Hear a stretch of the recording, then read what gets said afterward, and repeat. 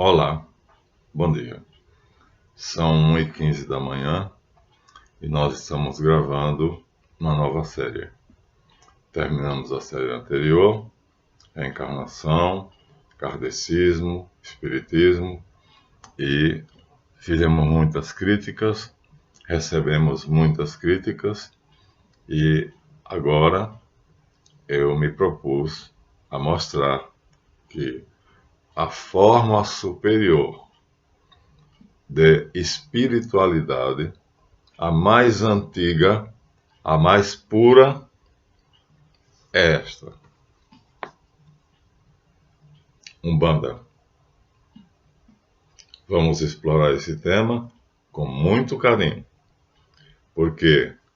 Porque a maioria das pessoas que pertence a este tipo de religião, vamos dizer assim, que eu não considero que seja uma religião, mas são consideradas pessoas ignorantes, pessoas de um nível intelectual inferior, graças aos seus líderes, que são, esses sim, ignorantes, preguiçosos e, na maioria das vezes, irresponsáveis. Vamos começar a série? Vamos. A figura mais antiga que eu já apresentei muitas vezes a vocês, vou apresentar de novo, porque ela é a base e a partida, e o ponto de partida de tudo que se sabe a respeito do fenômeno espiritual. Como chamar assim, vamos aceitar o que os povos, o que as pessoas dizem, mas aqui há um complexo de fenômenos que é muito difícil separar o que é biológico, o que é preternatural ou psíquico e o que é sobrenatural.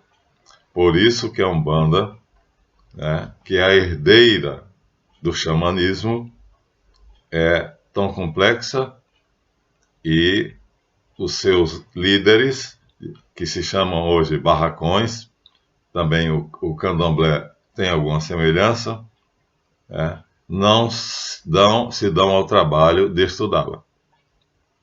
Nós vamos mostrar a vocês como isso prejudicou a forma mais pura, a forma mais básica e a forma mais natural do homem chegar a estados superiores de consciência. Então, a figura que nós vamos mostrar a vocês tem 12.000 anos. Está aqui, é um xamã, ele está em transe, deitado, está nu, está de pinto duro, e aqui está o bastão dele. Todo xamã tinha o seu espírito guia. E aqui o espírito guia desse xamã é uma ave. E aqui é o seu bastão. E aqui, mal colocado, mal visto, está um bisão. Isso aqui era um tipo de animal, um touro, que ele feriu aqui. É desenhado, tá, minha gente? Isso é um desenho. Mas no desenho, ele, antes de entrar nesse transe, ele fere esse animal. A gente consegue ver muito pouco nitidamente os cornos do touro e ele aqui fazendo o quê? Por que ele está nesse estado? Ele está em um transe mediúnico, diríamos hoje, ou ele está exercendo a sua capacidade, a sua sensibilidade, a sua sensitividade.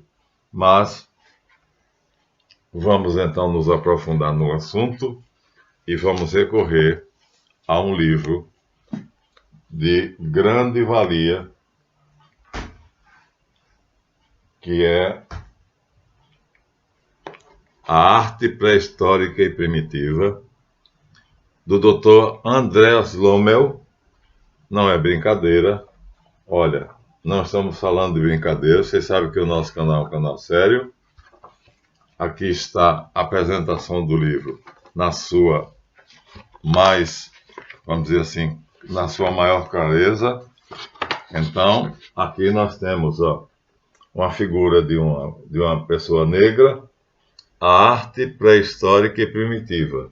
Agora veja o autor, Andreas Lommel, diretor do Museu de Etnologia de Munique. É da livraria José Olímpio Editora, e editor de Expressão e Cultura.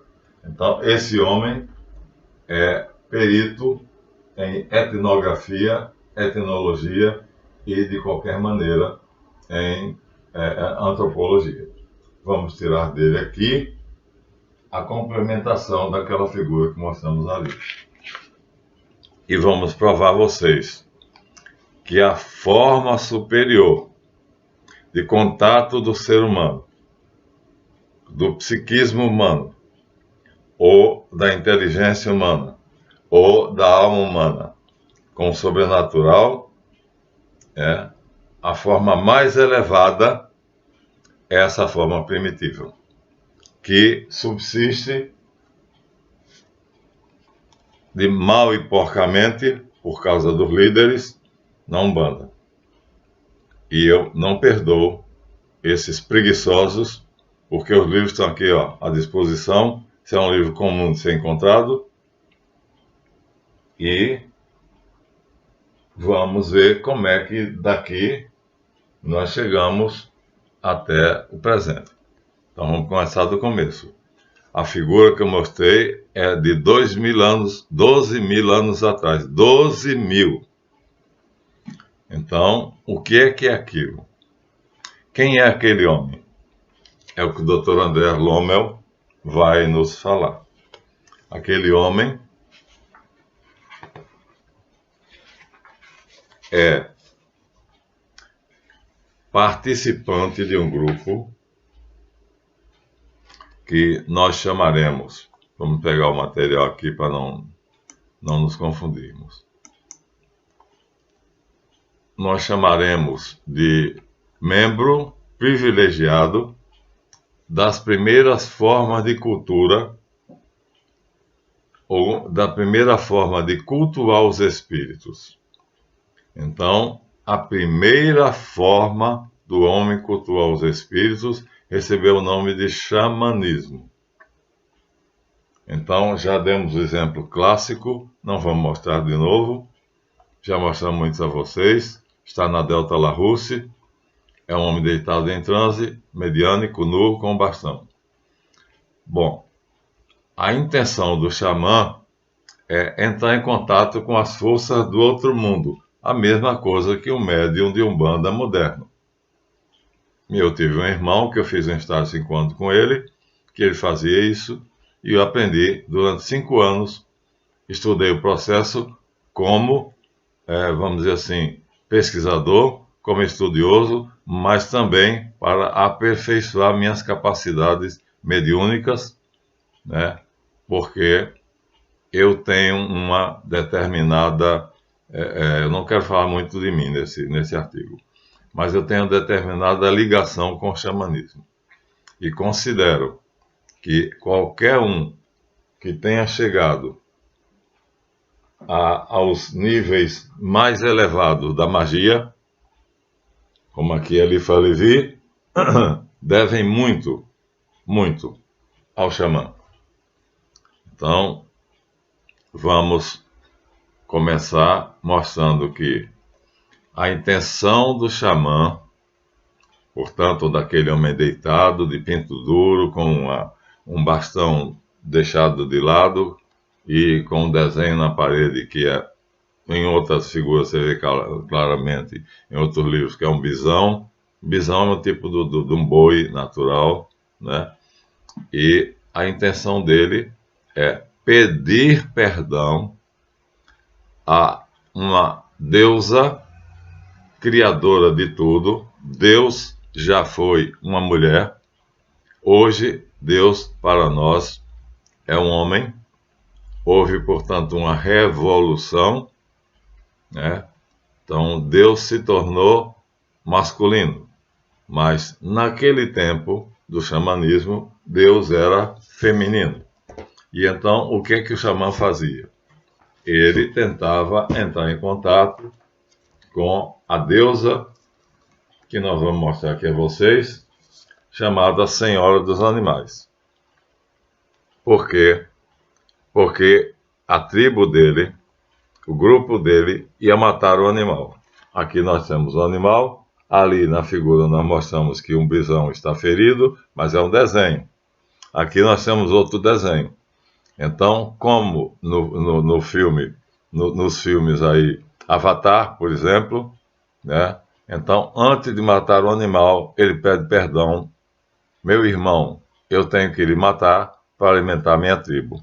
Ou seja, nesses estágios longínquos da humanidade, o homem se considerava irmão dos animais. E aí nós perdemos isso. A tecnologia foi fazendo o homem se afastar cada vez mais e mais e mais, e hoje nós nos consideramos completamente distantes da natureza, e um animal racional ainda é uma definição que serve para o homem, mas muito longe do xamã. Vamos então agora entrar direto no assunto. Então vamos usar o livro do Dr. Andreas Lommel. Não é pouca coisa. Ele é diretor do Museu Etnográfico e Etnológico de Munique, e ele vai mostrar que a intenção do xamã era atingir essa senhora aqui, chamada a deusa dos animais, a criadora de tudo. Esse chifre mágico que ela tem era um tipo de uma cornucópia da abundância, ou seja, um canal através do qual estava cheio de sangue, e ela, semeando esse sangue, ela criava tudo. Essa era a noção deles há 12 mil anos atrás. Então, no filme Avatar, aparece algo semelhante. E vamos ler aqui, para vocês terem uma ideia, o que é que os especialistas, que conclusões eles tiraram a partir do estudo de tribos e de povos que ainda vivem uma vida semelhante àquela de 12 mil anos atrás. Sabia que ainda existem na Indonésia e nos Patagões, na Patagônia. Então, ele nos traz aqui, é o Dr. Lommel, que nos traz a melhor descrição, a melhor noção do xamanismo, que eu tenho o prazer de conhecer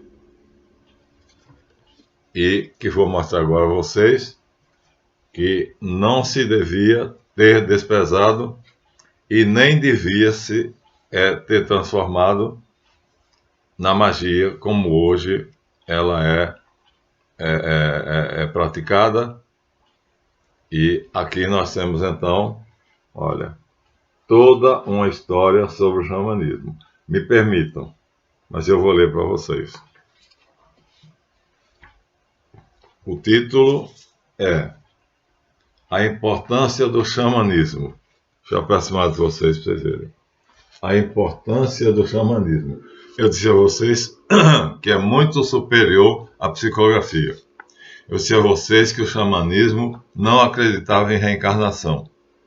Eu disse a vocês que o xamã era o estágio mais puro de comunicação do ser humano com outro mundo. E agora, essa nova série vai provar isso.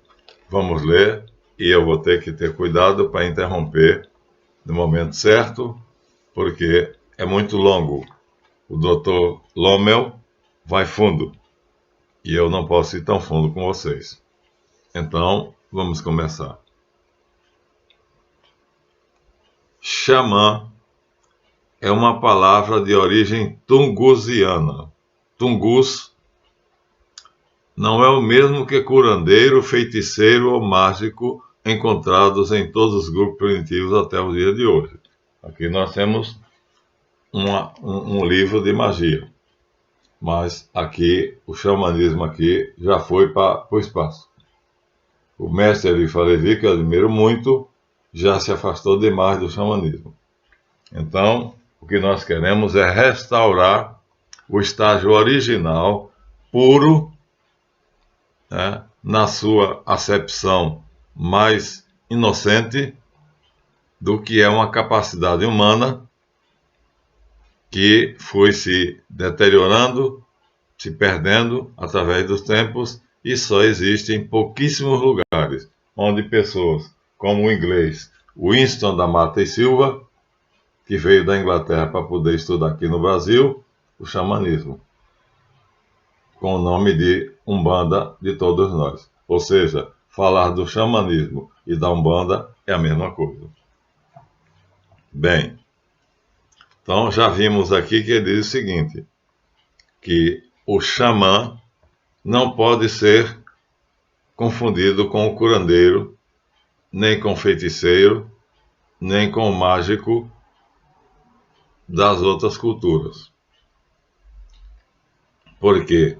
Porque em todos os grupos existem todas esses seres, esses homens, que entram em contato com o além, como o caso do Chico Xavier, como o caso de Zé Arigó, e como o caso do meu irmão, por exemplo, que incorporava e eu camboneiro 5 anos. O xamã combina funções e habilidades que no mundo atual se divorciaram umas das outras, de modo que ele deixou de ser simultaneamente um sacerdote, um médico e um artista. Então, esses desenhos aqui eram feitos por ele. Era o xamã que fazia esses desenhos. Era o xamã quem conduzia a tribo.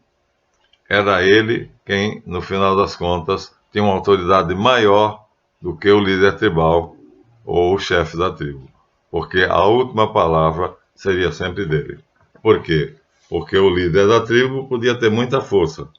O líder da tribo podia saber como fazer para caçar, para alimentar a tribo, mas não sabia entrar em contato com o mundo superior. E o homem sempre acreditou que havia 2 mundos. Um mundo inferior, que é o nosso, material, e um mundo superior. Então, vamos continuar a leitura. Espero que vocês estejam entendendo. É extremamente técnica, mas nós vamos entrar fundo, porque quem quiser ser um mago completo terá que entender de xamanismo. E eu sou mago completo. Então não podemos confundir o xamã com o feiticeiro, com o curandeiro, nem com o mago de nenhuma civilização. Por quê? Porque o xamã combinava simultaneamente sacerdócio, a arte médica e a atividade artística. Isso é uma das coisas que se perdeu. Mas ainda há tribos na Polinésia, né, na Austrália,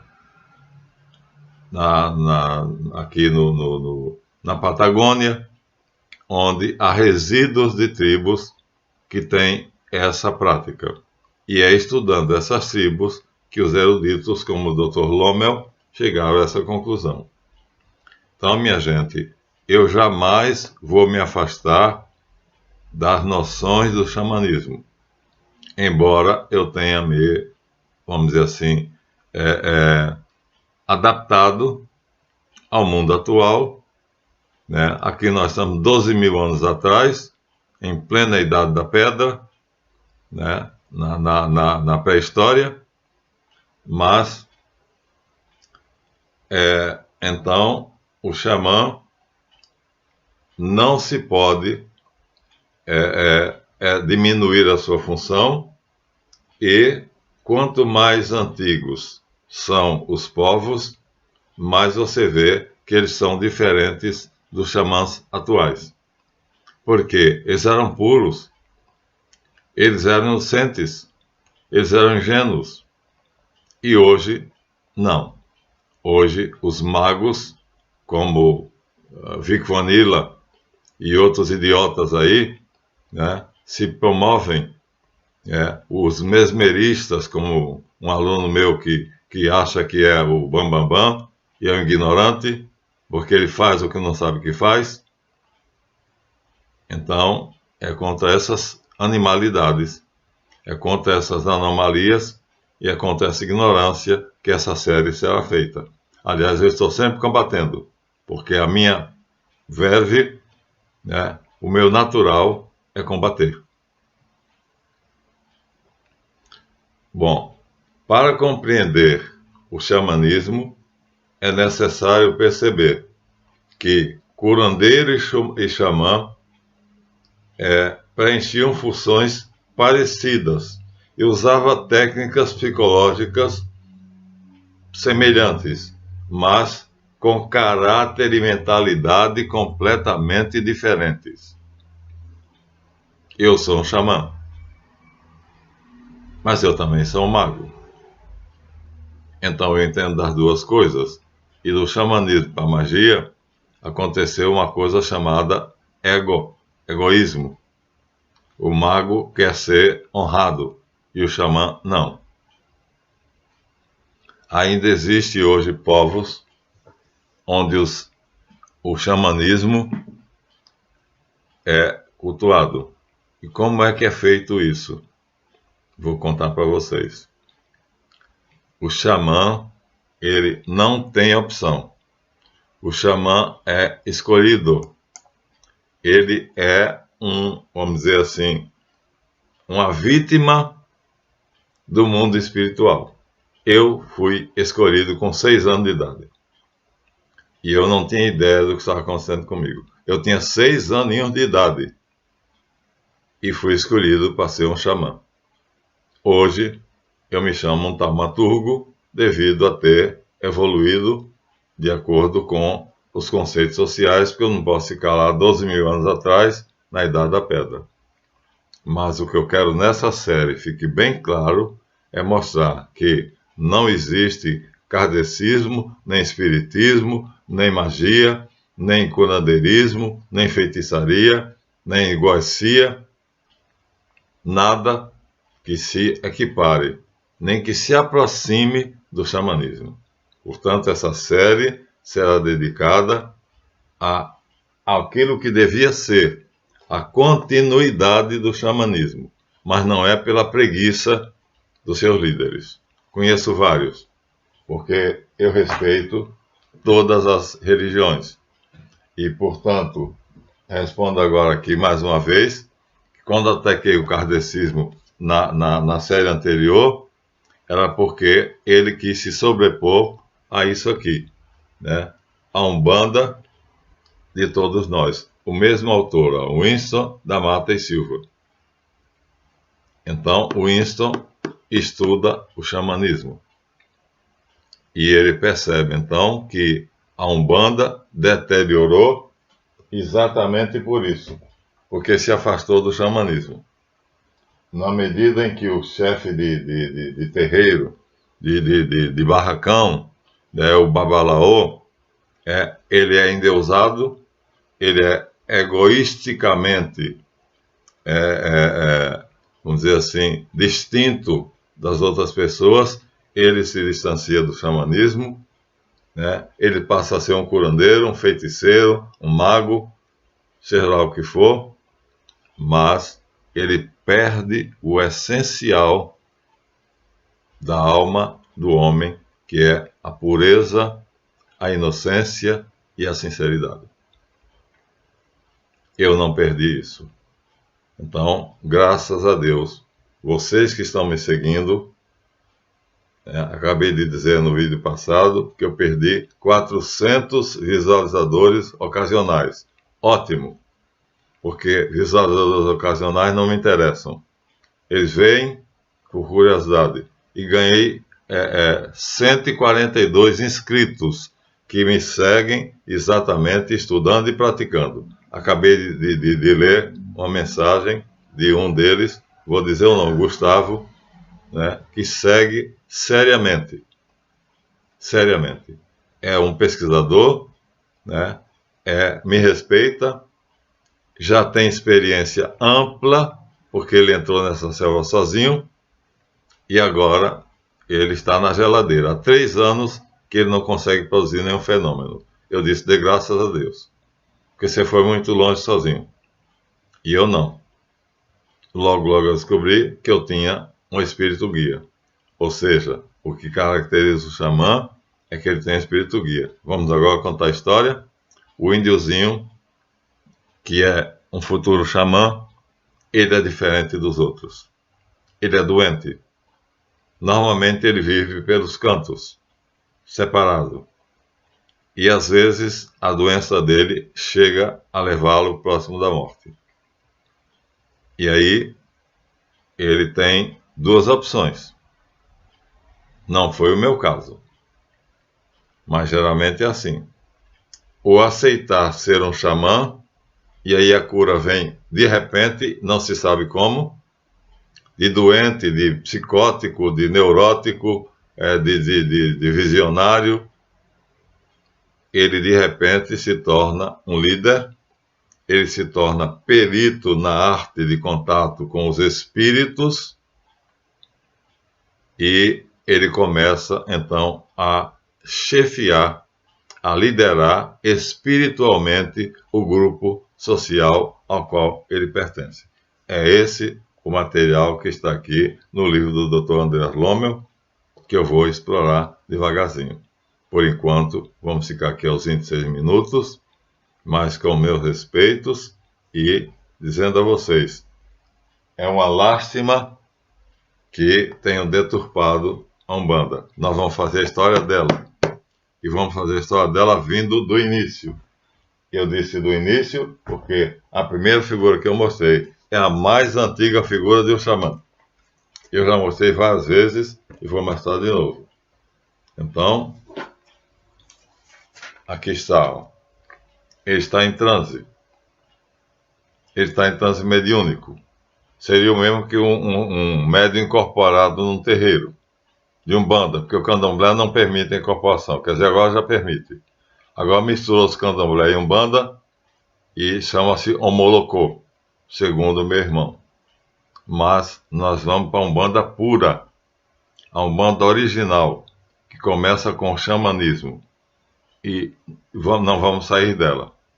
Vou mostrar como ela era um modo superior, que infelizmente a civilização foi deturpando, porque o homem é ambicioso, o homem é egoísta, e foi saindo desse estado de inocência primitivo, e foi se tornando, Eliphas Levi já é considerado um mestre da magia. Outros, Papos, é outro também, Vicente Piove, é outro também. Né? E às vezes vocês tentam me mitificar e eu rejeito. Eu rejeito. Eu não sou um mito. Eu sou um homem comum. Embora algumas vezes, quando eu entro em transe e eu não perco a consciência, eu faça coisas que eu próprio depois me admiro. Então, o índiozinho saía doente e ia para a mata. E lá ele tinha um encontro com espíritos que ele via. Achavam que iria morrer, que ele tinha ido para a mata para morrer. Mas ele tinha ido para fazer uma escolha. Ou ele aceitava a missão e a incumbência para a qual ele tinha sido escolhido, ser um xamã, ou ele morreria de fato. Ou enlouqueceria. Ou ele pegaria uma psicose, se tornaria um psicótico, um esquizofrênico, ou ele voltaria com sabedoria e com capacidade de dominar as forças naturais. Isso se chama xamanismo.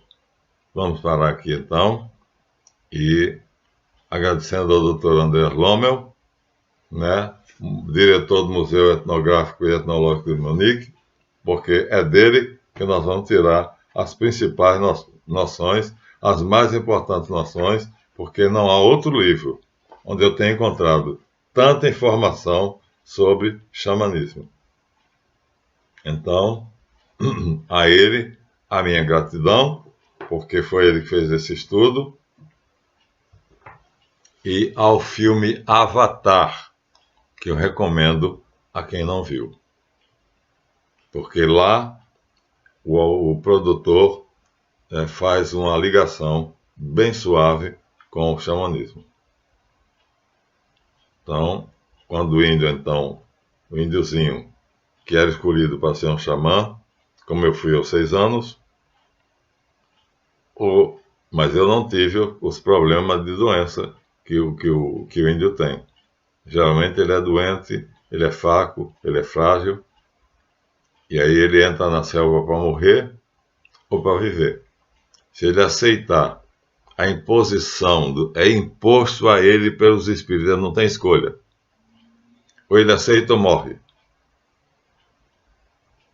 Então, não é algo como hoje nós temos um curso de magia, como aqui está em Eliphas Levi, curso de magia prática, papos, ABC do ocultismo e outras coisas dessa natureza. Não. Vamos chegar a isso aqui, mas aqui é 1800. E nós estamos 1800 depois de Cristo. E nós estamos aqui no ano 12.000 antes de Cristo. Pronto. É isso que vai ser essa série. Vamos mostrar a vocês o que é verdadeiramente que o homem perdeu por causa do seu egoísmo, por causa da sua ambição, por causa do seu desejo de ter status social e de se beneficiar com isso. Graças a Deus, eu não fui contaminado por essa peste. Esse vírus não me pegou. E por isso que vocês que me seguem, confiam em mim. Porque vocês sabem que eu falo a verdade, né, que eu mantenho na pureza original a minha condição de espiritualista e não cedo por nenhuma razão. Por nenhuma razão. Nem por pressão, nem por dinheiro, nem por estado social, nem por nada. Por isso, eu estou autorizado a fazer esse curso, que agora será essa nova série, que vai ser a história da Umbanda. E vocês vão ficar pasmos, porque não se conhece a Umbanda. E acha-se que é religião de ignorantes. Né? Então, está assim dito aos 32 minutos, está feita a introdução da nossa nova série. Vamos continuar no próximo vídeo. Esse é o primeiro. Né? Não fizemos ontem, devia ter postado ontem, mas esqueci a internet. Um caminhão passou, quebrou o fio da minha internet. Esse vídeo devia ter sido gravado ontem. Está com um dia de atraso. Além do mais, na quinta-feira, primeira quinta-feira do mês, nós temos sempre a nossa live. Não tivemos, eu estava sem internet. Então, não tivemos a nossa live na primeira quinta-feira do mês, teremos na segunda. O Richard, meu técnico, vai fazer o anúncio a vocês que, excepcionalmente, teremos agora, em junho, na segunda quinta-feira. Mas, usualmente, seria na primeira. Também nos sobrecarregamos, porque nós juntamos a maçonaria de tradição, que ele trabalhou demais para fazer, para postar, o Colégio Magos Caldeus, também deu muito trabalho a ele. Aí, se ele fizesse a nossa live, seria um peso insuportável. E se eu postasse esse vídeo, ele teria 3, 4 coisas diferentes para fazer. Seria demais para ele. Né? Ele é muito jovem e não tem essa perícia toda. Ele ainda está tentando. Eu tenho. Eu sou um velho cascudo. Ele não. Mas ele tem me ajudado muito e eu acho que a nossa parceria vai dar a vocês a verdade sobre o que é a espiritualidade no seu estado puro, no seu estado de inocência, no seu estado de vamos dizer assim, de desinteresse. Eu moro numa casa pequenininha, mas podia morar numa mansão, se eu quisesse, se eu tivesse me corrompido. Então, me despeço aqui de vocês, agradecendo aos 142 que se inscreveram e mandando para merda os 400 visualizadores ocasionais que viam por curiosidade e foram embora. Já foram tarde. Eu saí ganhando, porque os 142 inscritos vão estudar junto comigo, talvez vão se inscrever no Colégio Magos Caldeus, e aí nós vamos estudar juntos. Então, começamos então a série. Até o próximo vídeo.